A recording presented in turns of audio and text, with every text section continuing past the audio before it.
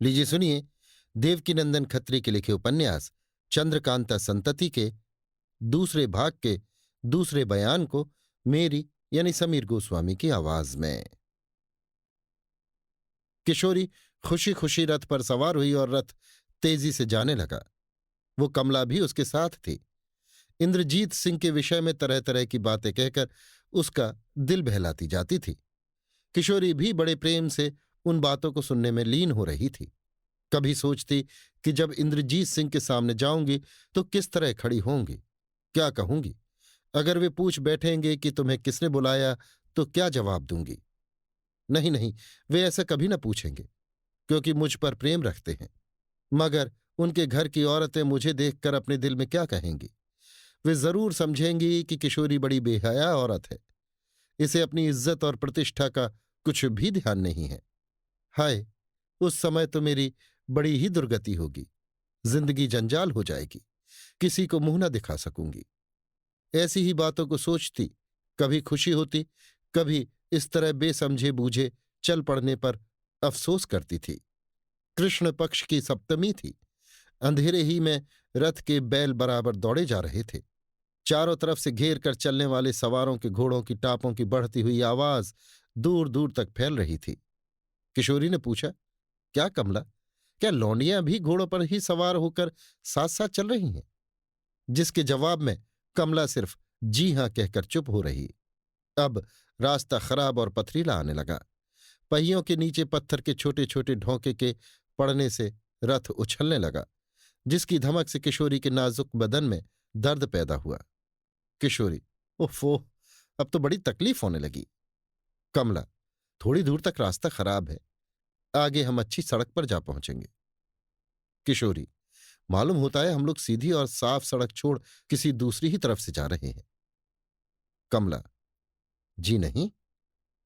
किशोरी, नहीं क्या, जरूर ऐसा ही है।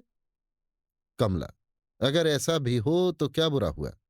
हम लोगों की खोज में जो निकले वे पा तो न सकेंगे। किशोरी, कुछ सोचकर, खैर जो किया अच्छा किया, मगर रथ का पर्दा तो उठा, जरा हवा लगे और इधर उधर की कैफियत देखने में आवे। रात का तो समय है। लाचार होकर कमला ने रथ का पर्दा उठा दिया और किशोरी ताज्जुब भरी निगाहों से दोनों तरफ देखने लगी। अब तक तो अंधेरी रात थी, मगर अब विधाता ने किशोरी को ये बताने के लिए कि देख, तू किस बला में फंसी हुई है। तेरे रथ के चारों तरफ से घेर कर चलने वाले सवार कौन है, तू किस राह जा रही है, ये पहाड़ी जंगल कैसा भयानक है। आसमान पर महताबी जलाई, चंद्रमा निकल आया और धीरे धीरे ऊंचा होने लगा, जिसकी रोशनी में किशोरी ने कुल सामान देख लिए और एकदम चौंक उठी। चारों तरफ की भयानक पहाड़ी और जंगल ने उसका कलेजा दहला दिया।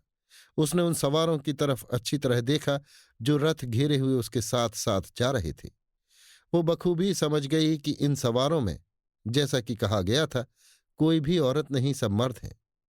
उसे निश्चय हो गया कि वो आफत में फंस गई है, और घबराहट में नीचे लिखे कई शब्द उसकी जुबान से निकल पड़े। चुनार तो पूरब है, मैं दक्षिण की तरफ क्यों जा रही हूं? इन सवारों में तो एक भी लौंडी नजर नहीं आती। बेशक मुझे धोखा दिया गया है। मैं निश्चय कह सकती हूं कि मेरी प्यारी कमला कोई दूसरी ही है। अफसोस।